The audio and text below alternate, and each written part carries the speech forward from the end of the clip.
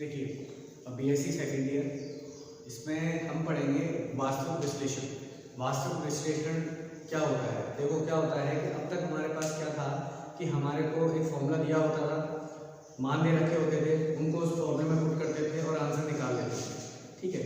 लेकिन अब क्या होगा यहाँ पे, अब हम जब यहाँ पे रियल एनालिसिस पढ़ेंगे, इसमें क्या होगा वास्तविक विश्लेषण में कि मैं आपको पहले पूरा पैटर्न बताता हूँ कि बीएससी सेकेंड ईयर में आपको पढ़ना क्या क्या है मैथ में। तो देखो हमारे पास 3 पेपर होते हैं, जैसे आपके क्वेश्चन में होते हैं ऐसे यहाँ पे 3 पेपर होंगे, फर्स्ट पेपर, सेकंड पेपर और थर्ड पेपर। अब उनके नाम क्या है? पहला पेपर है वास्तविक विश्लेषण,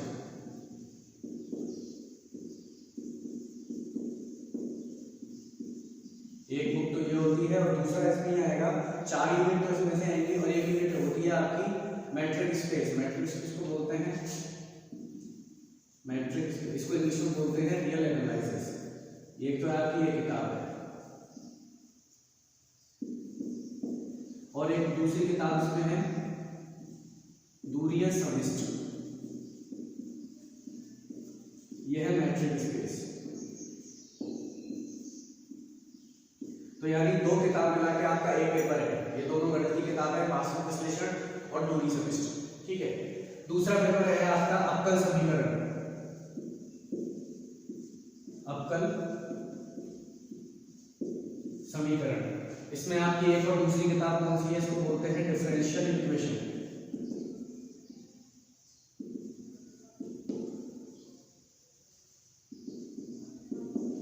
ठीक है। दूसरी किताब इसमें है आपकी आंशिक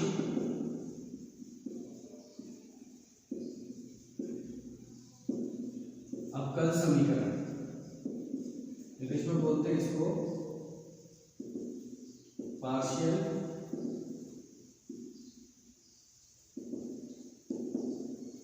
डिफरेंशियल इक्वेशन, ठीक है। थर्ड पेपर होता है आपका न्यूमेरिकल एनालिसिस, जिसको बोलते हैं संख्यात्मक विश्लेषण, संख्यात्मक विश्लेषण, इंग्लिश में बोलते हैं न्यूमेरिकल एनालिसिस। इसके साथ एक और आपकी किताब होती है, वो होता है सदिश, सदिश अवकलन, यानी सदिश वेक्टर कैलकुलस, यानी सदिश अवकलन, इसको बोलते हैं इंग्लिश में।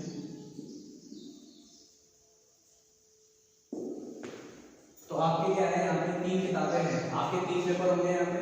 कौन कौन से होंगे? देखो पहला पेपर जो होगा वो वास्तविक विश्लेषण और दूरिय समिष्ट का 2 किताबें हैं, इनको मिला के एक पेपर होगा। दूसरा पेपर है आपका अवकल समीकरण और आंशिक अवकल समीकरण, इन 2 किताबों को मिला के एक पेपर होता है दूसरा। और तीसरा पेपर होता है संख्यात्मक विश्लेषण और तीसरा है सदिश अवकलन, दूसरी बुक है सदिश अवकलन। तो इन सबको मिला के तुम्हारे क्या होता है 6 बुक हो गई, यानी 6 किताबें हो गई गणित में। तो इन 6 पेपर में से आपके 3 पेपर होते हैं, 2 बुक मिला के ये वाला पेपर, 2 बुक मिला के ये वाला, 2 बुक मिला के ये वाला, ठीक है। अब दूसरा मैं पैटर्न बता रहा हूँ पहले कि आपको पढ़ना क्या क्या है पूरे मैथ में। इस साल आपको सेकंड ईयर में क्या क्या पढ़ना है, तो ये आपको 6 बुक पढ़ लिया है सेकंड ईयर में, ठीक है। ऐसे इनको डिवाइड किया गया है, पहला पेपर इन 2 से, दूसरा पेपर इन 2 से, तीसरा इन 2 से। अब ये नंबर कितने कितने होते हैं? देखो ये पेपर होता है 40 नंबर का, ठीक है, ये पेपर भी होगा 40 नंबर का और ये पेपर भी होगा 40 नंबर का, तो टोटल आपके हो गए 120 नंबर, ठीक है। उसके बाद आपका प्रैक्टिकल होता है 30 नंबर का, 30 नंबर का आपका प्रैक्टिकल होता है, तो यह हो गया आपका 150 नंबर का पूरा मैथ का पेपर। अब प्रैक्टिकल किसमें से आएगा? प्रैक्टिकल आएगा इस किताब में से। ये जो किताब है हमारे पास, इस किताब में क्या होता है? प्रैक्टिकल होता है। प्रैक्टिकल कैसे होता है? जैसे इसमें क्या होता है, कुछ विधियां होती है क्वेश्चन को सॉल्व करने की, उन विधियों पे क्वेश्चन दिए जाते हैं आपको, उनका आपका प्रैक्टिकल होता है। तो वह 30 नंबर का 150 नंबर का हो गया, ठीक है। हम पहले पढ़ेंगे ये वाली किताब, फर्स्ट पेपर पढ़ेंगे हम पहले, वास्तविक विश्लेषण पढ़ेंगे, उसके बाद हम पहले ये पेपर कंप्लीट करेंगे, फिर ये पेपर कंप्लीट करेंगे, फिर ये पेपर कंप्लीट करेंगे। तो पहले मैं स्टार्ट कर रहा हूँ वास्तविक विश्लेषण। क्या वास्तविक विश्लेषण क्या होता है, ठीक है। देखिए वास्तविक विश्लेषण में क्या पढ़ना है किताब में,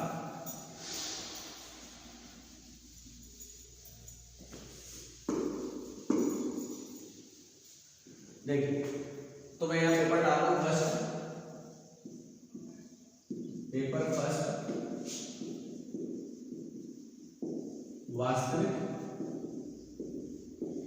विश्लेषण, इंग्लिश में बोलते हैं रियल एनालिसिस। ओके, देखिए क्या होगा कि हमारे पास क्या था, इसमें हमें क्या पढ़ना है, इसमें हमारे पास प्रमेय होती है, प्रमेय को क्या करना है, हमें प्रूफ करना है, यानी सिद्ध करना है। इस पूरी किताब में तुम्हें प्रमेय ही प्रमेय मिलेंगे और कुछ नहीं मिलेगा। तो प्रमेयों को भी याद, अब ऐसा तो है नहीं कि एक प्रमेय हो, दो प्रमेय हो या तीन प्रमेय हो, उनको तुम याद भी कर सकते हैं। लेकिन अगर तुम्हें कह दिया जाए कि 60 या 100 70 80 प्रमेय हैं जिनको याद करके आपको पेपर में लिख के आना है, तो वो तो पॉसिबल नहीं है, क्योंकि इतनी सारी प्रमेय याद हो नहीं सकती। तो इसलिए इस किताब को सबसे ध्यान से पढ़ने की जरूरत है। और प्रमेय सॉल्व करना या उनको सिद्ध करना बहुत ईजी है, ऐसा कोई रॉकेट साइंस नहीं है कि प्रमेय को याद करना ही कंपलसरी है, ऐसा कुछ नहीं है। अगर आप उनको पढ़ोगे, तरीके से समझोगे तो प्रमेय को याद करने की जरूरत नहीं पड़ेगी, ठीक है। तो इस किताब में क्या होगा, हर चीज को आपको क्या एनालाइज, जैसे नाम में लिखा हुआ है विश्लेषण, यानी हर चीज का आपको क्या करना पड़ेगा, विश्लेषण करना पड़ेगा, एनालिसिस करना पड़ेगा। कोई भी ऐसे आपको 12th तक तो क्या होता था, अब तक क्या क्या करते आए थे कि आपको फॉर्मूला दे दिया, आपको वैल्यूज दे दी, फॉर्मूले में आपने वैल्यूज दी, एडिशन किया, सब्ट्रैक्शन कैलकुलेट करके आंसर निकाल दिया। लेकिन ऐसा इसमें नहीं होगा। इसमें क्या होगा, विश्लेषण, जैसा नाम भी लिखा हुआ है कि हमें क्या करना पड़ेगा, उन चीज का एनालिसिस करना पड़ेगा, विश्लेषण करना पड़ेगा, तब जाके हम किसी आंसर को लेके आएंगे। तो विश्लेषण का मतलब क्या होगा, किसी चीज को समझना है, किसी को प्रूफ करना, यानी किसी को प्रूफ करेंगे हम तो उसको बोलते हैं विश्लेषण करना, ठीक है। तो सबसे पहले ये आता है वास्तविक विश्लेषण में। वास्तविक का मतलब क्या हुआ, वास्तविक विश्लेषण का मतलब ये हुआ कि जो वास्तविक नंबर होते हैं हमारे पास, वास्तविक नंबर कौन से होते हैं, आर, जिसे आर को रिप्रेजेंट करते हैं, ठीक है, उसके बारे में हम क्या करेंगे, विश्लेषण करेंगे। इसमें जो अंतराल होते हैं वो ओपन, यानी वो खुला कब होगा, वो बंद कब अंतराल होगा, वो कैसे होगा। जैसे आज मैं अगर मैं आपको बोलूं कि यहाँ पे कोई 1 और 2 है, ये कोई अंतराल है, ठीक है। अब मुझे 1 और 2 अंतराल है, 1 और 2 है, ये कोई अंतराल है, ठीक है। अब मैं ये खुला अंतराल होता है, इसको बोलते हैं ओपन इंटरवल, हिंदी में बोलते हैं खुला अंतराल, ठीक है। अब हमें पता है खुला अंतराल है, सबको आंसर पता है खुला अंतराल है। अगर मैं इसको ऐसे बंद कर दूं, इसको ऐसे लिख दूं, ठीक है, ऐसे लिख दूं इसको, तो ये हो जाएगा बंद अंतराल। ये सबको पता है, लेकिन ये तो हो गई बीएससी फर्स्ट ईयर तक की बात है, 12th तक की बात होगी, इससे हमें कोई मतलब नहीं। लेकिन अब हम क्या करेंगे, सेकंड ईयर में हम क्या पढ़ेंगे, तो प्रूफ करेंगे। प्रूफ कैसे करेंगे, सिद्ध करेंगे। इसको कैसे सिद्ध करेंगे कि ये हमें सिद्ध करना पड़ेगा कि बंद अंतराल क्यों है, इसको क्यों हमने बंद अंतराल बोला, इसको खुला अंतराल क्यों नहीं बोला, इसको हमें क्या करना पड़ेगा, सिद्ध करना पड़ेगा। तो इन चीजों को जिसमें हम पढ़ते हैं, सिद्ध आता है या सिद्ध करना पड़ता है, उसको हम पढ़ते हैं वास्तविक विश्लेषण। तो इसमें क्या है, आपका पूरा ही क्या घूमेगा, विश्लेषण घूमेगा, यानी प्रमेय आपकी आएंगी, तो प्रमेय को ढंग से समझना, ठीक है। तो पहले मैं टॉपिक स्टार्ट कर रहा हूं, वास्तविक विश्लेषण का टॉपिक है,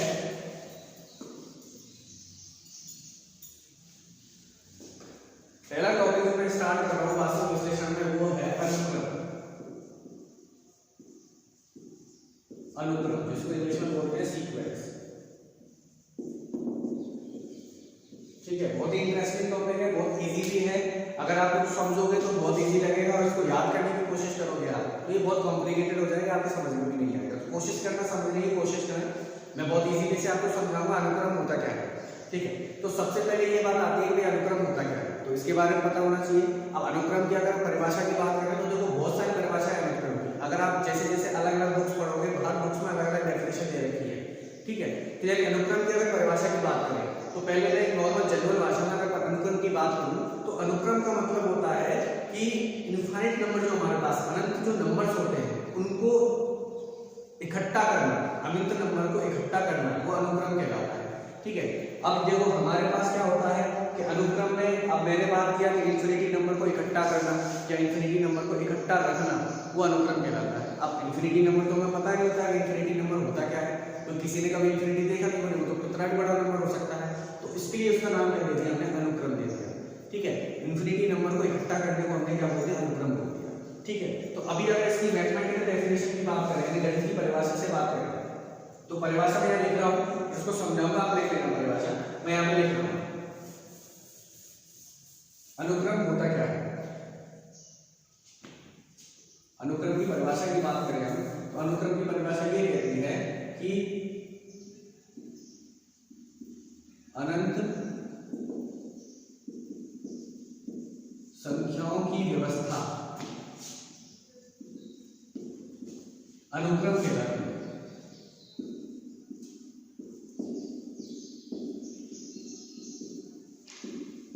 अनुक्रम कहलाती है। इसका मतलब क्या हुआ कि अगर आपको अनंत नंबर दे रखे हैं, बहुत सारे नंबर दे रखे हैं, तो उनको व्यवस्थित कर दो आप, अगर व्यवस्थित करके इकट्ठा करके रख सकते हो तो उनको क्या बोलते हैं, अनुक्रम बोलते हैं। अब अनुक्रम को दिखाते कैसे हैं, देखो अनुक्रम को 3-4 तरीके होते हैं।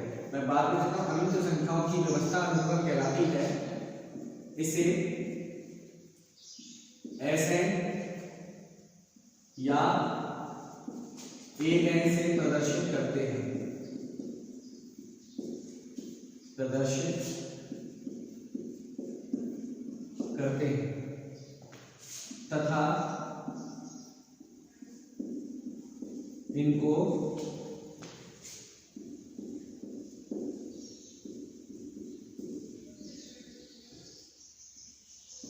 मैं यानी या तो इस ब्रैकेट में लिखो या इस ब्रैकेट में लिखो, आपको हमेशा इस टाइप का मिलेगा, तो इस टाइप का मिलेगा, इस टाइप का मिलेगा। वैसे मैक्सिमम आपकी बुक में इस टाइप का है, ठीक है। AN में व्यक्त करते हैं, ओके, ये हो गया आपका। इनको क्या करते हैं, इस टाइप से व्यक्त करते हैं, ये होता है अनुक्रम। जैसे आपको उदाहरण की बात करें, उदाहरण की बात करें तो जैसे अनुक्रम ले लिया मैंने ऐसे, ठीक है, जैसे अनुक्रम बना दिया मैंने 1 2 2 2 3 3 4 एंड सो। अब देखो यहाँ पे रिपीटेशन यानी पुनरावृत्ति हो रही है, कोई प्रॉब्लम नहीं, अनंत नंबर है तो अनंत तक जा रहा है, तो इनको क्या है, व्यवस्थित करके रख दिया, तो ये क्या हो गया, हमारे पास अनुक्रम हो गया। और अगर बात करें 0 2 4 6 8 अनंत तक जा रहा है, ये भी क्या हो गया, हमारे पास एक अनुक्रम हो गया, ठीक है। यानी अनंत तक जाना चाहिए। अनंत नंबर को अगर मैं सेट बना के रख दूं या समुच्चय बना के रख दूं, उनको अरेंजमेंट कर दूंगा, तो वो क्या कहलाता है, हमारे पास अनुक्रम कहलाता है। और एग्जांपल अनुक्रम की बात करूं, 3 6 9 1 3 5 7 9 एंड अनंत। अब देखो इसको क्या बोलेंगे, इसको बोलेंगे सम संख्याओं का अनुक्रम, ठीक है, इसको बोलेंगे सम संख्याओं का अनुक्रम, इसको बोलेंगे विषम संख्याओं का अनुक्रम। तो ये तो क्या होता है, हमारे पास अनुक्रम होता है। कि अनुक्रम होते क्या है, अनुक्रम की परिभाषा क्या होती है, ये दिखते कैसे, तो ये बता दिया मैंने कि अगर अनंत नंबर को आप व्यवस्थित तरीके से लिख सको तो उसको क्या बोलते हैं, अनुक्रम बोलते हैं। अब अनुक्रम बोलते कैसे, जैसे इसमें सारी असम संख्याएं थी, इसको बोलते हैं सम संख्याओं का अनुक्रम, इसको बोलते हैं विषम संख्याओं का अनुक्रम, ठीक है। अब ये तो हो गया, एक रूप हो गया अनुक्रम को लिखने का। अगर आपको नंबर्स दे रखे हो, संख्या दे रखी है, तो आप ऐसे लिख सकते हो। दूसरा रूप अनुक्रम को लिखने का ये तरीका होता है, देखो यहाँ पे उतार देना है ना, और पॉज करके उतार देना। दूसरा तरीका क्या होता है अनुक्रम को लिखने का, देखो अगर आपको जैसे कोई ऐसा दे रखा है, कोई अनुक्रम दे रखा है, वो आपको दे रखा है इस टाइप से, और यहाँ पे दे रखा है n ब्लॉक्स होते हैं। कई बार आपको अनुक्रम इस तरीके से भी लिखा हुआ दिख जाएगा। इसका मतलब क्या होगा, अगर इसको खोलें, अब देखो n बिलोंग्स टू n कर रहा है, इसका मतलब क्या होगा, जो n है वो क्या है, प्राकृत संख्या है। तो हमें पता है प्राकृत संख्या 1 से स्टार्ट होती है, तो ये 1 2 और यहाँ पे n आ रहा है, ये 1 2 3 4 एंड 4। तो इस वाली चीज को ऐसे ले सकते हैं। कई बार तुम्हें अनुक्रम ऐसे भी मिलेगा देखने को, या डायरेक्ट में नंबर्स नहीं दिए जाएंगे, आपको क्या दिया जाएगा, इस टाइप से दिया जाएगा और कंडीशन दी जाएगी। तो यहाँ पे हम इसको क्या ले सकता हूँ, ये ले सकता हूँ, क्योंकि n बराबर कहाँ से स्टार्ट होगा, n आ रहा है, प्राकृत संख्या है, हमें पता है प्राकृत संख्या कहाँ से होती है, 1 से स्टार्ट होती है, तो ये अनुक्रम बन गया, ठीक है। और दूसरा तरीका अनुक्रम को लिखने का तरीका और कैसे लिख सकता है, जैसे अगर इसको अनुक्रम को लिखना है 1/n, इसको लिखना है, अगर ये सारे अनुक्रम को लिखना है, खोल के लिखना है, तो कैसे लिखूंगा, हमें पता है n कहाँ पर बिलोंग कर रहा है, प्राकृत संख्या में, तो प्राकृत संख्या 1 से स्टार्ट होती है, 1/1 n की जगह लिखना है बस, बाकी 1 ऊपर सेम रहेगा। n की तरफ n में क्या होगा, चेंजेस होंगे, तो 1 की तरफ बना गया, n की जगह 2 लिख दिया यहाँ पे, फिर 3 आ जाएगा, फिर 1/4 ऐसे करके अनंत तक चली जाएगी। तो ये क्या हो जाएगा हमारे पास, इसका क्या हो जाएगा 1 1/2 1/3 1/4 एंड ओके। तो ये क्या हो गया हमारे पास, अनुक्रम हो गया। ये अनुक्रम को लिखने का तरीका हो गया। या तो आपको डायरेक्ट इस टाइप से दे रखा है, दे दे अनुक्रम को इस टाइप से दे दे, या आपको इस टाइप से दे दे, इस टाइप में दे देगा और इस टाइप में देगा, ये इसमें तो कोई प्रॉब्लम नहीं है। हमें यहाँ पे दे रखा है तो इसको ऐसे खोल देंगे, और किस पे डिपेंड करेगा, जो आपको कंडीशन यहाँ पे दी हुई होगी, जो शर्त यहाँ पे दी हुई है, इस पे डिपेंड करेगा कैसे लिखना है। जैसे यहाँ पे दे रखा है n ब्लॉक्स में, तो यहाँ पे n लिखते चले गए हम, तो ये हमारे पास अनुक्रम बन गया है और अनंत तक जा रहा है, ये हमारे पास क्या हो गया, अनुक्रम हो गया, ठीक है। एक तरीका ये हो गया दूसरा तरीका क्या है, जैसे मान के चलो आपको इस टाइप का अनुक्रम दे दिया, इस टाइप का अनुक्रम दे दिया और आपको दूसरे इस टाइप के अनुक्रम में लिखिए, इसको इस टाइप में लिखना है। तो देखो कैसे लिखेंगे,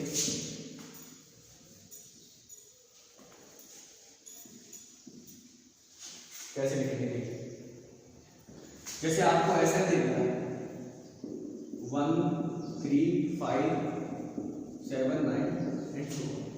अब मुझे क्या उसको n की टाइप में लिखना है, n की तरह लिखना है। तो देखो ये अनुक्रम है आपका, तो ये कैसे आ जाएगा, देखो सबसे पहले तो ये ब्रैकेट नहीं आएगा, मैं इसको बार बार गलत लिखता जा रहा हूँ, सॉरी, ये ब्रैकेट यूं आएगा, ऐसा यूं आएगा, ठीक है, यहाँ पे भी यूं वाला ब्रैकेट है। इस अनुक्रम को n की टाइप में लिखना है, तो मैं कैसे लिख सकता हूँ, देखो अब मुझे पता है ये क्या विषम संख्या होती है, विषम संख्या है, विषम संख्या कैसे होती है, 2n + 1 होती है, विषम संख्या ये तो होती है, और कब होगी, जब n बिलोंग्स टू n होगा।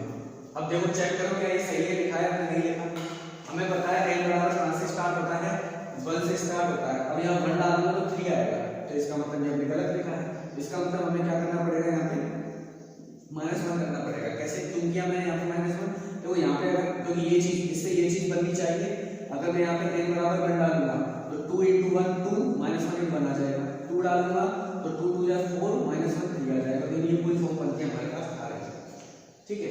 इसलिए हमने क्या होगा, इस फॉर्म को ऐसे लिखते हैं, इस टाइप से भी आपसे पूछ सकता है कि इस वाली चीज को ऐसे कैसे लिखेंगे हम, ये बता दीजिए, या फिर आपको जैसा कि मैंने बताया था कोई सीक्वेंस दे रखा है 2 4 6 8 10 इस टाइप से, और आपसे पूछ रहे हैं कि इसको n की फॉर्म में लिखिए, n की टाइप में लिखिए, तो कैसे लिखेंगे, हमें पता है ये कौन सा होता है, सम संख्या वाला अनुक्रम है। सम संख्या का अनुक्रम कैसे लिखा जाता है, 2n टाइप में लिखा जाता है, तो सम संख्या 2n होती है, जहां पे क्या होगा, अंदर ही लिख लो n बिलोंग्स टू n।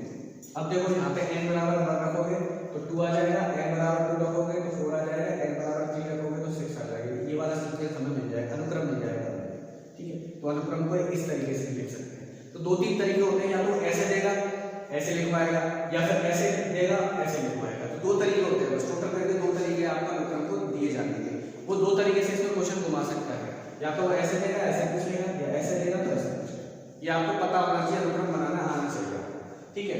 आगे हम आते हैं अनुक्रम में।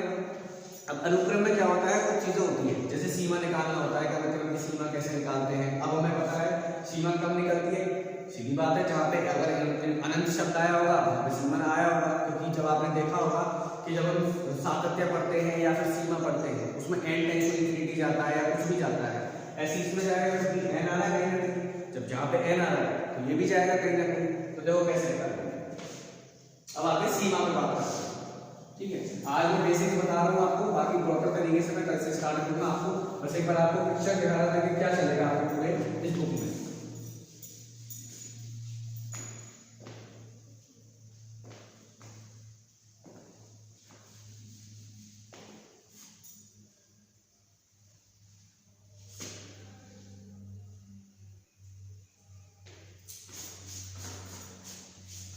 देखिए पूरी बुक में क्या चलेगा, तो अब हम अगला टॉपिक बात करते हैं सीमा की।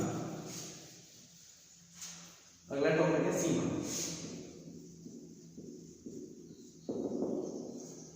अनुक्रम के बाद में डायरेक्ट सीमा पे आते हैं, अनुक्रम में जितना मुझे बताना था मैं आपको बता चुका हूँ। अब करते हैं सीमा की बात। तो सीमा क्या होती है, देखो अब सीमा का मतलब ये होता है कि जैसे मान के चलो कोई हमारे पास, सीमा का मैं जनरल भाषा में बात करूँ तो इसका मतलब हुआ कि कोई हमारे पास एक अनुक्रम दिया हुआ है, मान के चलो कोई अनुक्रम ऐसे दिया हुआ है, कोई अनुक्रम दिया हुआ है ऐसे, तो जब अगर n अनंत में जा रहा होगा, जब ये n अनंत में जा रहा होगा तो एक नंबर हमें मिल रहा होगा, कोई हमें सीमित नंबर मिल रहा होगा। कैसे, देखो कि अगर मान के चलो यहाँ पे n टेंस टू इंफिनिटी कर दो, यानी जब ये इंफिनिटी पे जा रहा होगा, n इंफिनिटी पे जा रहा होगा, तो कोई हमें एक फाइनाइट नंबर मिल रहा होगा, यानी कोई पर्टिकुलर वैल्यू हमें मिल रही होगी। ऐसा नहीं होगा कि इंफिनिटी वगैरह कोई ऐसी वैल्यू मिल रही होगी काउंटेबल हो, जैसे 3 मिल जाए या 4 मिल जाए या 5 मिल जाए, ऐसी कुछ वैल्यू मिल रही होगी, उसको क्या बोलते हैं, सीमा बोलते हैं, ठीक है। तो उस केस में क्या होता है, सीमा क्या होती है, विद्यमान होती है। अगर यहाँ पे मान के चलो n की जगह इंफिनिटी आ जाए, अनंत आ जाए, यानी जब ये n टेंस टू इंफिनिटी जा रहा है तो इसकी सीमा भी क्या आ जाए, इंफिनिटी आ जाए, तो इसको क्या बोलते हैं, सीमा विद्यमान नहीं।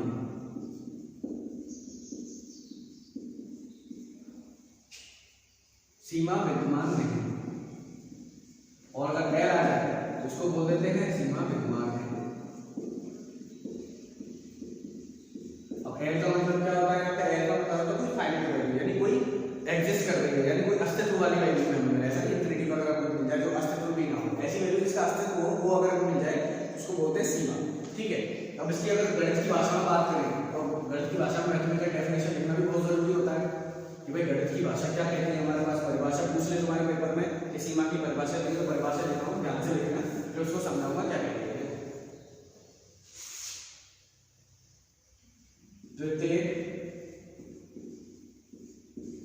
एप्सिलॉन ग्रेटर देन, इसको बोलते हैं एप्सिलॉन। ठीक है, फर्स्ट ईयर में आपने पढ़ा होगा एप्सिलॉन ग्रेटर देन 0 के लिए एक ऐसा n naught belongs to n, यानी एन नॉट कहां से आएगा? प्राकृत संख्या विद्यमान होगा, विद्यमान होगा जिसके लिए मॉड, यहां पे लिख लो माना दिया हुआ अनुक्रम an।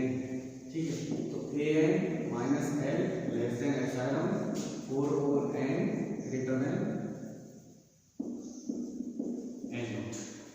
ठीक है, ये आपको परिभाषा दी हुई है, ये मेन होती है परिभाषा से गणित की भाषा में बात करें तो। और आपको पेपर में अगर पूछेगा तो आपको यही वाली भाषा परिभाषा वहां पे लिख के आनी पड़ेगी। अब इसका मतलब क्या होता है?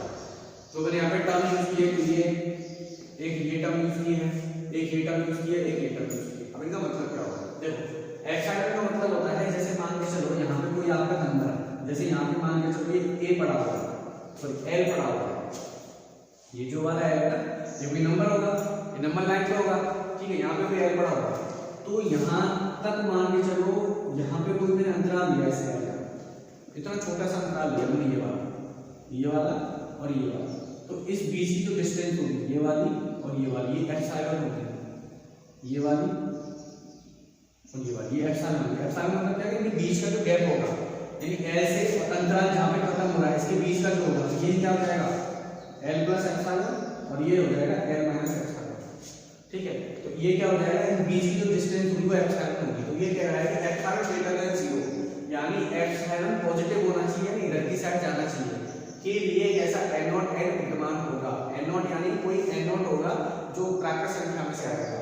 इसका मतलब क्या होगा? n नॉट का मतलब यहां समझ में आएगा, यानी कि जब कोई हमें n की वैल्यू ऐसी होगी कि उस वैल्यू के ऊपर जाने पर ये क्या हो जाएगा हमारे पास, इसको खोलूंगा तो एप्सिलॉन प्लस एल और epsilon minus L minus epsilon, या फिर एप्सिलॉन माइनस एल। एक सेकंड, इसको खोलूंगा तो क्या हो जाएगा? मॉड खुलता है तो ऐसा खुलता है a minus l less than epsilon less than minus epsilon, plus L कर दूंगा L minus epsilon a epsilon plus L. यानी इसका मतलब क्या होगा कि ये जो बीच में होगा हमारे पास इन दोनों के बीच में कहीं ना कहीं an एग्जिस्ट करेगा। कब करेगा? जब यहाँ पे n नॉट की वैल्यू, जो इस वाले n की वैल्यू होगी वो n नॉट से बड़ी हो जाएगी, तो हमारे पास n नॉट इनके बीच में आएगा। ये हमारे पास सीमा कहती है। अगर सीमा इन दोनों के बीच में आ रही है तो सीमा की वैल्यू क्या होगी? l होगी। ठीक है, तो इसको उदाहरण की बात करें, उदाहरण की बात करें। ठीक है, तो उदाहरण लेते हैं, तो इसको उदाहरण से समझते हैं, उदाहरण से समझते हैं। उदाहरण क्या है? देखिए, जैसे अगर आपने नाम सीक्वेंस दे दिया an is equal to 1/n, ये आपके पास सीक्वेंस है, और वो पूछ रहा है कि सीमा की वैल्यू निकालिए इसमें। तो देखो एक दो तरीके होते हैं निकालने के। पहला मेथड तो बहुत इजी होता है, लिमिट ले लो n tends to infinity an, यानी limit n tends to infinity 1/n। अब हमें पता है यहाँ पे इंफिनिटी डालूंगा तो 1/इंफिनिटी क्या होता है? 0 होता है। तो सीमा की वैल्यू कितनी आती है? 0 आ गई। एक मेथड तो ये तो शॉर्ट मेथड होता है, ये तो बहुत शॉर्ट मेथड होता है, लेकिन बीएससी में अगर आप ये मेथड पेपर में करके आएंगे तो आपको एक भी नंबर नहीं मिलेगा।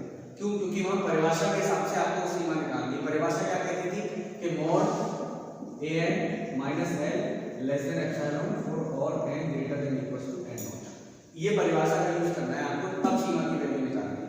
तो यानी l की वैल्यू तब निकालनी है इस परिभाषा का यूज करके। यहाँ तो डायरेक्ट निकाल दिया आपने, जो बीएससी में नहीं चलेगी, पेपर में नहीं चलेगी। हाँ कई क्वेश्चन में अगर आपको नहीं दिया होगा तब तो निकाल सकते हो। तो परिभाषा कैसे यूज करनी है, ये परिभाषा थी, इसमें फिट कर दो इस वाली चीज को। तो an की वैल्यू क्या देखिए 1/n, तो मॉड लगाया, an की जगह 1/n माइनस l की जगह क्या निकाला हमने, l निकाल दी क्या है 0 आई, 0 डल की अभी निकाली थी ना, 1/∞ करेंगे तो 0 आया था, 0 लिख दिया, लेस देन एप्सिलॉन 4। अब ये क्यों निकाल रहा है, देखो सीमा तो निकल के आ गई, सीमा तो उसकी 0 आई, l बराबर 0 आया, लेकिन हम क्या निकाल रहे हैं, n नॉट की वैल्यू निकाल रहे हैं। यानी ऐसा कौन सा n होगा जो n नॉट की वैल्यू निकाल रहा है जिससे बड़ा होने पर ही l बराबर 0 होगा। ठीक है, तो 1/n लेस देन एप्सिलॉन, ठीक है, तो यहां से क्या हो जाएगा 1/n लेस देन एप्सिलॉन, इसको मल्टीप्लाई करूंगा, cos मल्टीप्लाई ऊपर इधर जाएगा तो ये हो जाएगा n ग्रेटर देन 1/n। यानी n नॉट क्या हो गया हमारे पास, n नॉट हो गया हमारे पास 1/n। इसका मतलब क्या होगा कि जब n नॉट की वैल्यू 1/n होगी, यहाँ पे 1/n, और जब ये n 1/n नॉट की वैल्यू 1/n आ गई वाला, जब n की वैल्यू 1/n से ज्यादा होगी तो ये हमारे पास कहाँ पे जाएगा, 0 पे जाएगा। तो सीमा की क्या हो जाएगी 0। तो ये होता है नॉर्मल सीमा होती है। थोड़ा आज आपको टाइम लगेगा समझने में, कल और दोबारा रिपीट करूंगा इस चीज को, मैं दोबारा और अच्छे एग्जांपल बताऊंगा इसके जो और क्लियर हो जाएंगे। तो टेंशन लेने की जरूरत नहीं है, ये मत समझना कि क्या करा दिया सर ने, सारे लोग क्या हम पहली बार देख रहे हैं। आज तो नॉर्मल बताया था, कल मैं और इसको अच्छे से एक्सप्लेन करूंगा। तो आज इसको यहाँ तक पढ़ लेना, सीमा देख लेना, किताब दे लेना, किताब में मिल जाएगा। ठीक है, चलो आज मैं ये कंप्लीट करता हूँ। Thank you.